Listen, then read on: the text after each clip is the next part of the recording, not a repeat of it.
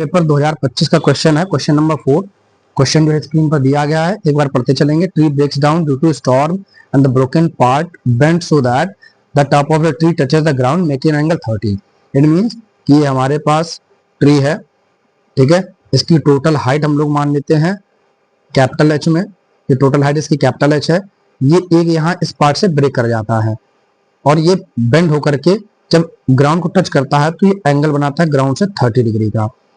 और ये जो बेस है ट्री के फुट से लेकर के और जहां पर टच कर रहा है इसकी टोटल डिस्टेंस दिया गया है 8 मीटर।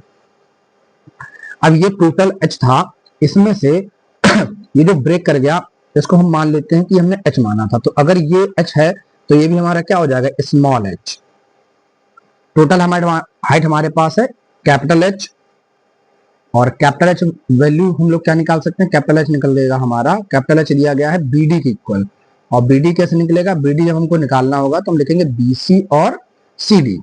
अब जहां पर की जो सीडी है, ये सीडी हमारा एसी के बराबर है क्योंकि दोनों की वैल्यू एच हमने मानी है, ठीक है।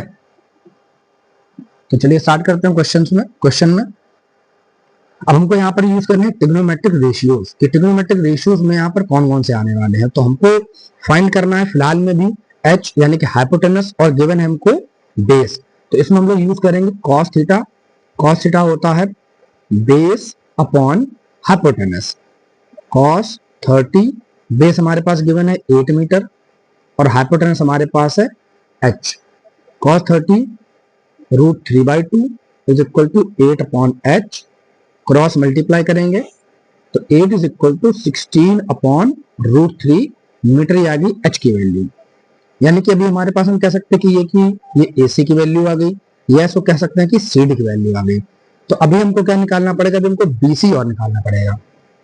अब हम लोग BC के लिए क्या करते हैं, इन ट्रायंगल ABC दोबारा से लेना है। यहाँ भी हमको लिख लेना है कि ट्रायंगल ABC में हमने निकाला था। इन ट्रायंगल ABC में अब हमको लगाना है, देखो परपेंडिकुलर है और ये हमारे पास है बेस।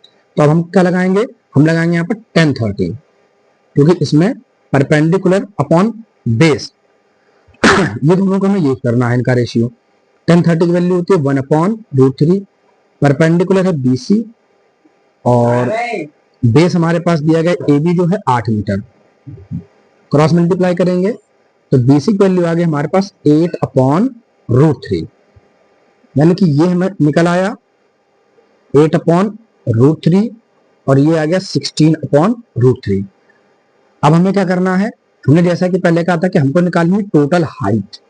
तो टोटल हाइट ऑफ ट्री कि जो ब्रेकडाउन हो गया वो भी, और जो भी स्टैंड है ये BC ये भी।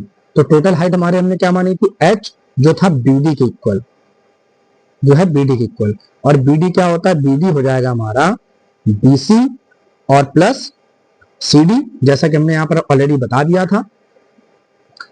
अब CD की वैल्यू कह सकते हैं या AC की वैल्यू, तो हम क्या करेंगे, BD is equal to BC, और ये हमारा AC के बराबर है तो इसको हम लोग यहाँ पर AC पुट कर देते हैं। तो BD इज इक्वल टू हो जाएगा, BC है हमारे पास 8 अपॉन √3 और AC है हमारे पास 16 अपॉन √3। इनको ऐड करेंगे तो ऐड करने पर जाएगा 24 अपॉन √3। अब हम लोग 24 को कैसे लिख सकते हैं, हम लोग लिखते हैं 8 इंटू 3 अपॉन √3।